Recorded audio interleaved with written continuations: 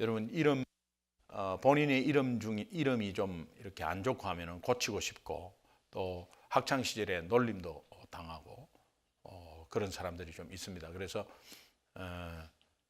뭐 자기가 좀 촌스러운 이름 같으면 이렇게 바꾸기를 원하고 이제 그렇게 되는데 혹시 촌스러운 이름 가지신 분? 영자 있구나. 예. 우리 강영자 집사님 영자. 예. 근데 그게 굉장히 그 마음으로 와닿는 아주 포근한 이름 아니에요, 그죠?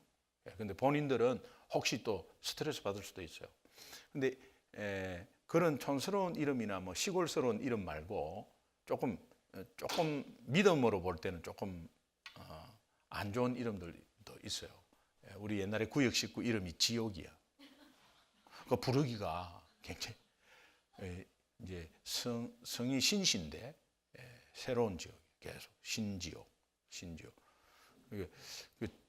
어감이 그때는 몰랐어요. 제가 그때는 몰랐는데 지나와 보니까 굉장히 이름을 많이 부르고 지옥 계속 지옥 집사 이랬는데 그게 지옥인지도 모르고 불렀어요. 그게 은혜인 것 같아요. 근데 본인은 아마 학창 시절에 또 뭐 그걸로 또 놀림을 받을 수도 있겠죠. 우리의 이름 때문에. 우리 동네 친구 중에 어릴 때 신중이라는 친구예요. 신중. 그래서 니는 신중해라. 계속 신중해라 이랬는데 성씨가 임시야. 그래서 나중에 보니까 임신중으로 되고요. 이렇게 이제 그런 사람들이 좀 있어요.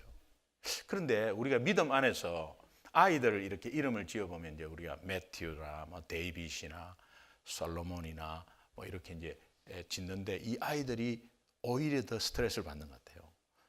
왜냐하면 그렇게 살지 못하는 자기의 삶을 보면서 다른 친구들이 야, 니 솔로몬이 니 뭐 그럼 교회 다니나 뭐 이렇게 물어보고 또 솔로몬은 뭐 대단하지 않습니까? 그런데 본인은 뭐 만약에 신앙생활을 잘 하고 있는 아이 같으면은 그것이 영광이 되는데 그렇지 못하고 막 빗나가고 뭐 이러면은 그것이 얼마나 큰 스트레스겠어요. 그래서 부모가 이름을 지어줄 때 뭐 어릴 때는 뭐 그런 마음으로 지어줬는데 그렇게 살지 못할 때 이게 촌스러운 이름보다도 오히려 성경적인 이름을 가진 아이들이 더 굉장한 스트레스를 받아요. 그걸 이제 만나면은 뭐 많은 이야기를 들었어요, 제가. 그 이름 때문에 오히려 나쁜 짓을 안 해야 되는데 그 이름 때문에 나쁜 짓을 하고 있는 자기의 모습들이 더 큰 스트레스였다라고 이야기를 하는 사람도 있었어요. 그런데 여기 오늘 성경에 나오는 본문에 레위라는 이름이 나옵니다. 이 세리, 레위라고 하는 세리 이렇게 되어 있어요. 레위는 구약 시절에 제사장의 영광을 지닌 그런 가문들이었습니다. 부모가 레위라는 이름을 지어줄 때는 굉장한 기대를 하고 지어줬겠죠. 그리고 여러 가지 정말 제사장의 영광을 누리듯이 이 아이가 크면서 하나님의 영광을 누렸으면 좋겠다는 부모의 염원이나 소원이 그 이름에 들어가 있고 또 유대인들의 이름은 자기 자신의 정체성을 바로 드러내는 이름들이에요. 그래서 본인의 정체성을 드러내야 되는데 이분이 지금 세리를 하고 있단 말이에요. 굉장히 괴로웠을 거예요. 이름이 레위가 아니면 괜찮은데 이게 세리로. 근데 그 당시 세리는 뭐 아주 사람들의 지탄과 야유와 뭐 원망을 엄청나게 들었던 사람들이에요. 그리고 깡패를 동원해 가지고 세금 안 내면은 깡패를 동원해서 자기가 많이 세금을 거둬야 퍼센테이지를 먹기 때문에 꼭 받아내야 되는 거예요. 그런데 깡패를 동원해도 그것이 정당한 것처럼 국가에서 인정을 해줬어요. 왜? 세금을 안 내니까. 세금 안 내면 무조건 다 차압하고 막 그냥 다 집안을 막 그렇게 풍지박살을 내도 괜찮은 거죠. 왜? 국가에서 그것이 이제 세금으로 들어와야 되니까. 그래서 이제 이것에 어떤 권력이 들어가 있고, 그 다음에 그 당시로서는 매춘부의 포주와 같다 이렇게 이야기했어요. 그러니까 굉장히 악한, 사회적으로 지탄받고 또 사회적으로 뭐 멸시받는 이제 그런 직책이 세리였습니다. 근데 세리라는 것이 뭐 굉장히 뭐 정말 총 안 든 강도고, 예, 거의 뭐 강도와 같은 개념으로 사람들이 그렇게 싫어했던 그런 직책인데, 이 사람의 이름이 레위란 말이에요. 본인이 아마 굉장히 공허함이 있었을 거고 굉장히 힘들었을 거예요. 그런데 이런 세리 레위를 예수님이 이제 친히 찾아가셔서 만나주시고 예수님이 그를 부릅니다. 그를 부르고 그 부르는 데에 따랐던 것은, 즉시 따랐던 것은 주님의 어떤 파워가 있었겠지만, 그 세리 레위가 마음의 공허함과 또 허전함이 있는 가운데서 불렀던 그 주님의 음성이기 때문에 더 이렇게 확 받아들인 것 같아요. 이렇게 메말라 있던 심령에 흡수하듯이 그 말씀을 착 받아들이고 순종한 것 같아요. 그래가지고 이름을 이제 마태로 바꿔줍니다. 이 마태는 하나님의 선물이라는 뜻이거든요. 이름을 바꿔줘요. 이름을 바꿔주면서 이 아이들이 커나가면서 우리 아이들도 이름을 이렇게 만약에 성경적인 이름을 정해주면은 이 아이들이 그것에서 기도하고 정체성을 찾기 위해서 그 이름의 의미를 계속 부모가 이야기해 주는 게 굉장히 중요합니다. 마태, 하나님의 선물이다. 정말 레위의 그 제사장적인 영광을 누리지 못하고 세리로 지탄받고 있다가 예수님이 불러서 마태라는 이름을 지어줍니다. 그렇게 해서 다시 일어나는 그런 상황인데, 정말 이 레위 세리가 마태로 이름이 바뀌면서 예수님의 제자로 불림을 받으면서 이제 변화하기 시작합니다. 이 본인의 변화에 뚜렷한 변화가 두 가지가 있는데, 그것은 오늘 우리 예수 믿는 사람으로서 예수 믿는 사람의 변화의 뚜렷한 변화와 동일합니다. 여러분이 함께 이 말씀 가운데 내가 그런 변화가 있고 또 그런 삶이 안 됐을 때는 뭔가 지금 다른 데서 꽉 끼어 있는 거예요. 그래서 오늘 주님이 정말 우리를 부르셨다면 이 마태가 변화하는 그 변화의 모습들이 우리 속에 있어야 합니다. 오늘 우리 속에는 여러 가지 걸림돌들이 많아요. 또 삶 가운데서 힘든 부분들이 많은데 이것이 계속 우리 신앙을 흔듭니다. 계속 흔들어요. 신앙을 흔든다는 것은 구원을 흔드는 것이에요. 구원은 절대 흔들림 없고 또 흔들리지 않아야 하고 흔들릴 수도 없는 하나님과의 관계의 끈입니다. 그런데 우리를 자꾸 흔드는 거예요. 흔들면은 우리 생각이 바뀌어요. 의심한다고요. 의심을 하게 되면 그 나타나는 현상이 염려입니다. 예수님을 믿지 못하니까는 염려하는 거죠. 내가 분명히 하나님의 자녀예요. 하나님이 부르심을 나를 불렀어요. 공허와 흑암과 혼돈 가운데 있는 우리의 인생을 하나님이 지금 불렀습니다. 내가 공로가 많아서 부른 게 아니에요. 자격이 많아서 부른 게 아니에요. 그냥 하나님이 선택하셨고 불렀어요. 불러서 예수 그리스도의 피값으로 우리의 죄를 온전히 해결해 주셔서 우리를 세워가고 있는 가운데서 걸림돌이 많다니까요. 눈에 보이는 걸림돌이 가정에서도 있고 또 사회생활 하는 데도 있고 교회 안에서도 관계 속에서도 있고 여러 가지 많습니다. 이것은 악한 영이 이것을 다 사용해 버립니다. 그래서 오늘 우리 구원을 막 뿌리채 흔들어 버리는 거죠. 그러면은 하나가 잘 응답이 안 되고 하나가 좀 틀어져 있으면 자녀라든지 사업이라든지 가정에서 어떤 좀 틀어진 거 있으면 전체가 의심을 해버려요. 그러면서 믿음 자체가 흔들흔들거립니다. 그러면서 이제 염려가 막 나오는 거죠. 그거는 뭐냐? 믿음이 뿌리가 이렇게 자꾸 뽑히기 시작하는 겁니다. 이게 이제 공격당하고 있는 거거든요. 영적으로 센시티브하면 이걸 금방 알아요. 알면 우리가 바로 일어날 수 있습니다. 왜? 성령께서 우리 속에 함께 있기 때문에, 하나님 나라가 우리 속에 임해 있기 때문에 다시 회복되는 것은 시간 문제죠. 그러나 그것을 깨닫지 못하고 계속해서 가는 것이 문제입니다. 오늘 이 마태가 이제 하나님의 부르심으로 이름이 변화되면서, 이름 자체의 변화가 아니라 이 상징석인데요, 우리의 모든 삶이 변화된다고 이렇게 이제 보면 되는 것입니다. 그래서 마태 자신은 마태복음에서 이제 자신을 자랑스럽게 소개를 하는데 자기는 마태라고 이야기를 해요. 그런데 오늘 본문은 마태라는 소리가 하나도 안 나와요. 누가는 누가복음을 쓰는데 마태는 레위라고 이야기해요. 근데 마가복음에 마가가 쓴 마가도 제자들을 쭉 12제자들을 이렇게 쭉 부르는 가운데 소개하면서 알페오의 아들 레위라고 이야기합니다. 마태라고 하지 않습니다. 그런데 마태가 쓴 마태복음에만 자기가 마태라고 이름을 사용하고 있습니다. 이 무슨 의미일까요?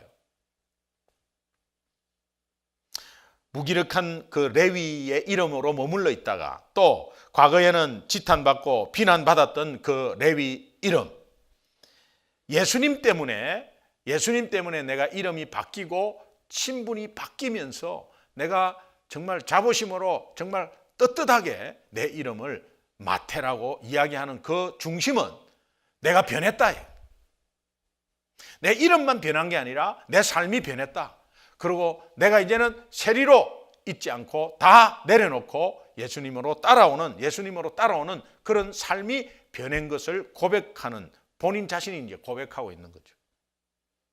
오늘 우리도 과거에 혹시 손가락질 받았던 그 레위, 정말로 염려 불안 가운데 힘이 하나도 없는 그런 무기력한 삶을 살았던 레위, 욕심과 자기 생각으로 가득해서 불순종했던 그 레위, 이런 것들을 완전히 좀 떨쳐버리고 정말 나는 다시 한번 예수 때문에 하나님의 자녀되고 그것 때문에 마태가 되었다는 이 영적 마태로 여러분이 다시 한번 거듭나기를 주님의 이름으로 축원합니다. 주님을 만나서 세리 레위가 마태로 바뀐 삶의 변화는 크게 두 가지입니다. 첫 번째는 겸손입니다. 이 겸손이라는 것은 어떤 표시로 나타나냐 하면은 마태복음 10장 2절에 보면 자기 이름을 항상 말할 때 나는 세리 마태라고. 네 세리였어? 네. 세리 마태라고. 앞에 세리라고 붙는 것은 치욕적인 거예요. 그런데 변화된 삶은 그것이 부끄럽지 않는 거죠. 그래서 세리마태라고 부르는 것은 본인의 옛날에 내 정체성이 이런 사람이었는데 내가 마태가 되었다는 것을 계속해서 겸손하게 표현하고 있는 거예요. 이게 굉장히 중요해요. 여러분, 우리가 하나님의 자녀되고 하나님의 권능을 자꾸 누리고 권세를 누리고 예수 이름의 권능을 누리고 이러면요, 하나님이 막 도와줘요. 그럼 막 도와주면요, 자기가 잘나서 된 줄 알아요. 우리는 또 그렇게 알아요. 여러분, 우리 삶 가운데 기적적인 역사들이 얼마나 많았습니까? 어떤 문제 속에서 하나님이 변화시켜 주시고 또 정말로 안 됐는데 하나님이 기적적으로 변화시켜 주시고 그런 가운데 또 뭐 여러 가지 우리의 일들이나 가정에서 얼마나 변화시켜 주셨어요. 그런데 내 삶은 여전히 바뀌지 않아요. 그때만 잠시 감사할 따름이죠. 내 삶이 변화하지 않아요. 우리는 얼마나 교만한지요. 예, 교만한지 신앙의 연륜을 따지고 성경도 다 알고 있다 그러고 이제 그렇게 하죠.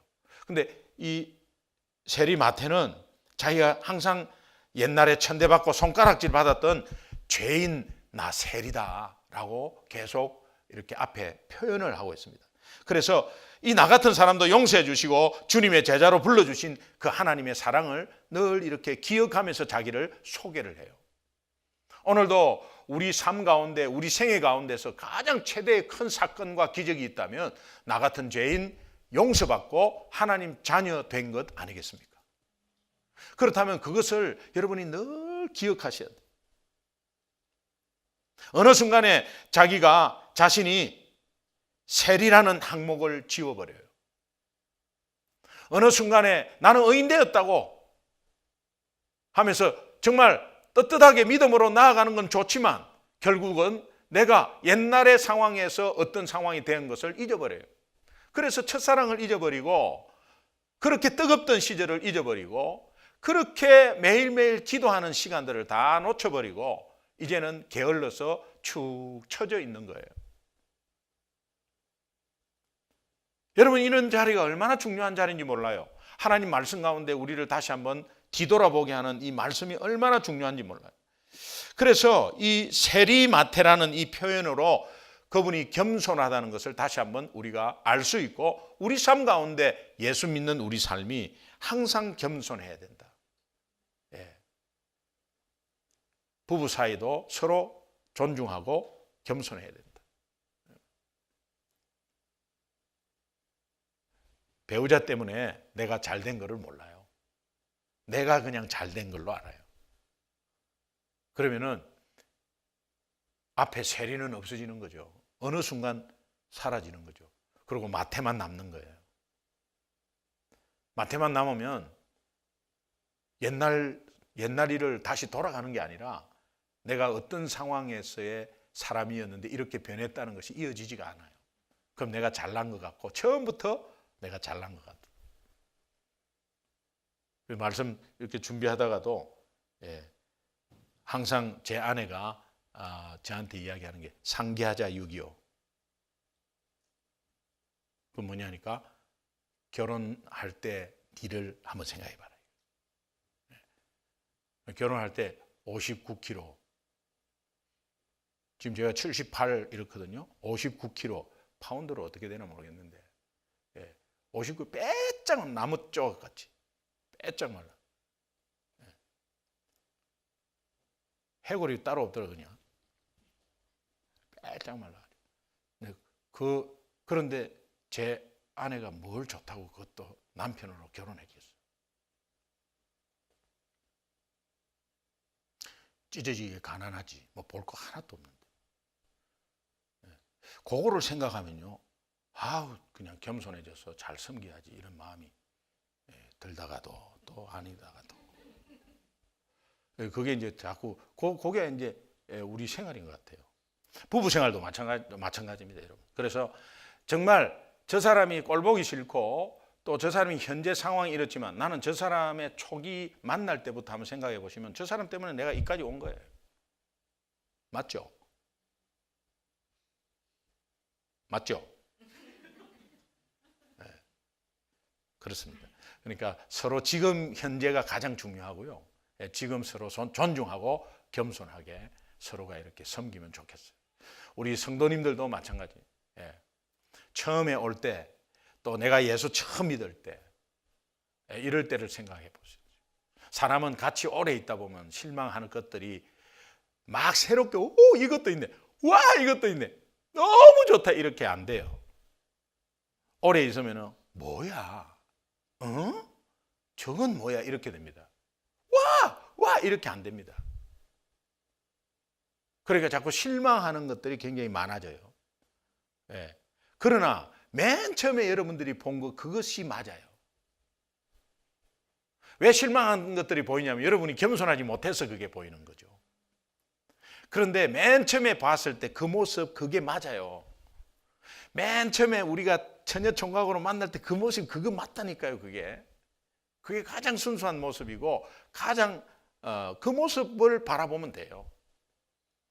또 우리가 교인으로서, 목사로서 이렇게 처음 만났을 때 그 모습, 그거 맞아요. 그게 처음 사람이 first impression, 그게 안에 들어야 있는 게 이렇게 함축돼서 나오는 게 그게 맞아요. 그러나 늘 같이 있으면은 이제 부족한 것이 보이잖아요. 그거는 피차거든요. 그러나 맨 처음에 그게 맞거든요. 여러분, 생각도요, 하나님 앞에 생각을 처음에 생각하면 그 처음 생각, 그게 맞아요. 근데 시간이 가면 자꾸 바뀌어요. 이게 내 생각이 들어가고 또 들어가고 또 손에 뭐 계산하면서 들어가고 이러면서 또 바뀌고 이렇게. 근데 맨 처음에 은혜 받을 때 그 생각이 있잖아요. 그게 맞다니까요. 근데 우리가 자꾸 그런 마음으로, 이게 겸손하지 못한 우리의 모습들을 볼 수 있습니다. 여러분, 자녀들 보는 눈들, 여러분 또 바뀌어야 되고, 또 자녀들이, 우리 청년들이 부모님을 볼 때 뭐 본인들은 그냥 그렇게 다 지금 현재 있는 상태가 그냥 자연스럽게 뭐 자연적으로 된 건 줄 알고 있어요.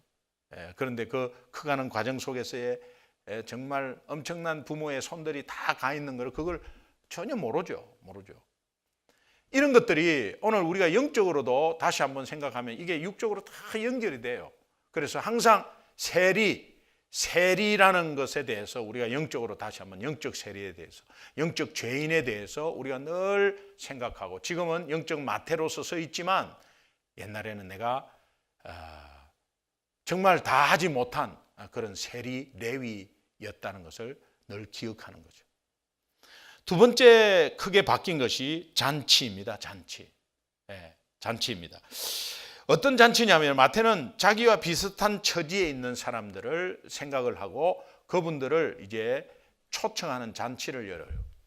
초청하는 잔치를 여는데 이 세리들을 굉장히 많이 불러요. 그런데 누가복음 5장 29절을 이 본문에서 보면은 그 세리를 부르는 데에 예수를 위하여라는 말을 합니다. 이게 무슨 의미일까요? 여러분, 복음은 사람을 살려요. 그리고 구원을 주시는 하나님의 능력이에요. 근데 복음을 전하는 것은 저 사람을 살리니까 저 사람을 위한 것입니까? 아니에요. 저 사람이 예수 믿고 돌아오면 하나님이 기뻐하니까 하나님을 위한 겁니다. 예수를 전하는 것은 예수님을 위하는 거예요. 여러분이 예배를 드리면 내가 예배 가운데 성령께서 역사하고 말씀이 선포되는 가운데서 내 삶을 변화시키고 예배의 은혜를 충만히 받으면 내 삶이 변화돼서 내가 굉장히 유익하겠구나. 아니에요. 하나님의 자녀가 유익이 되는 순간 하나님 나라가 확장되고 든든해지기 때문에 하나님을 위한 것입니다. 예배는 하나님을 위한 것이에요. 예수를 전하는 것은 나와 저 사람을 위하는 것이 아니라 하나님을 위하는 것이에요. 오늘도 잔치를 벌린다는 것은 예수를 위한다. 전부 다 초청하는 사람들은 죄인들, 세리들을 초청했는데 그 잔치는 예수를 위해서 베푼다는 이 초점이 굉장히 중요한 거예요. 그래서 예수님을 만난 마태의 생활적인 면에서 완전히 드러나는 면에서 바뀐 것은 잔치 인생이에요.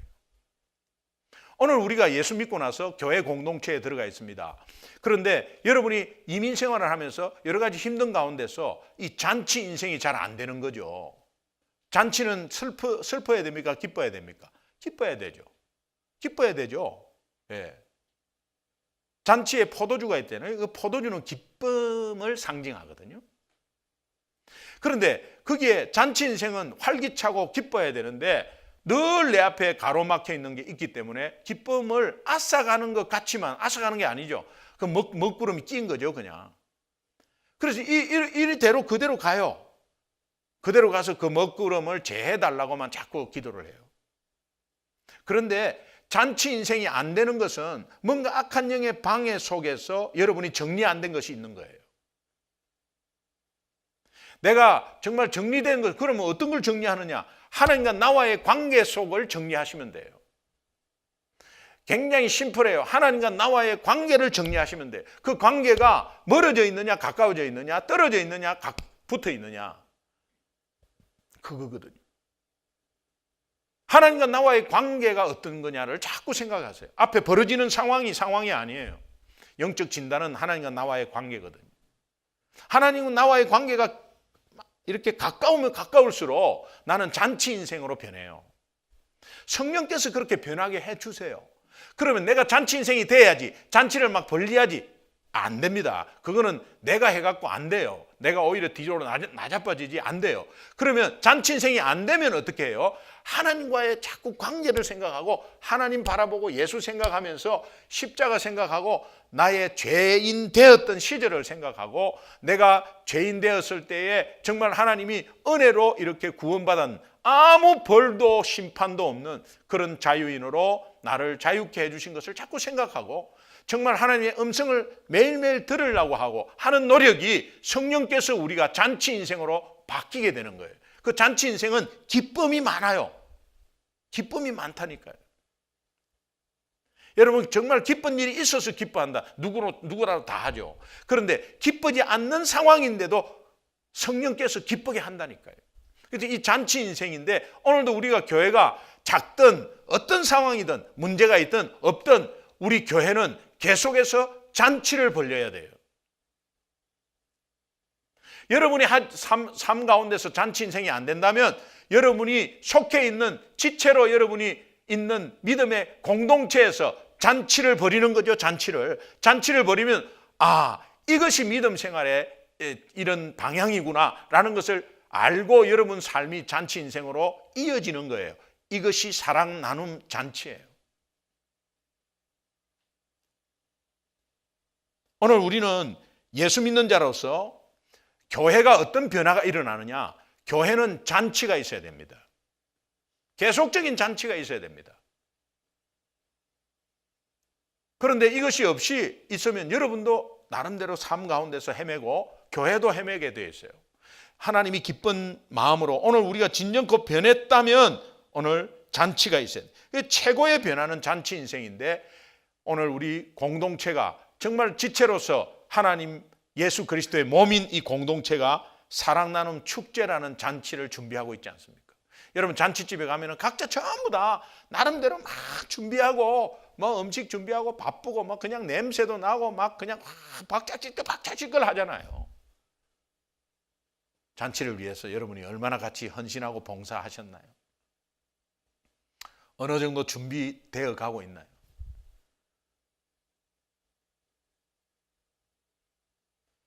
앞에서 사역자가 뭐 이렇게 몇 사람이 계속 뭐 내고 계속 하는데 우리는 거기에 가만히 그냥 보고 있는 그런 모습이 혹시 없는가 모르겠습니다.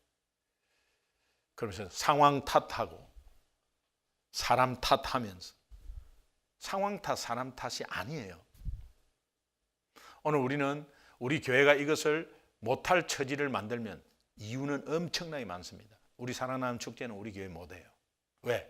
이런 거 이러고 이렇게 하기 때문에 다 교인들이 뭐 이런 식으로 돼 있고 또 이렇게 연약하고 또 이거 잘 안 모이고 하기 때문에 그거는 불가능해요. 그래서 우리는 못합니다. 안 할 수 있죠. 왜 하느냐? 예수 믿고 삶이 변하면 하나님이 원하는 삶은 잔치라니까. 그리고 나처럼 옛날에 세리 레위로 공허와 허전함으로 어둠 속에서 헤매이는 영혼들이 있다는 겁니다. 그런 사람들을 초청한다. 같은 죄인으로서 초청하는 거예요.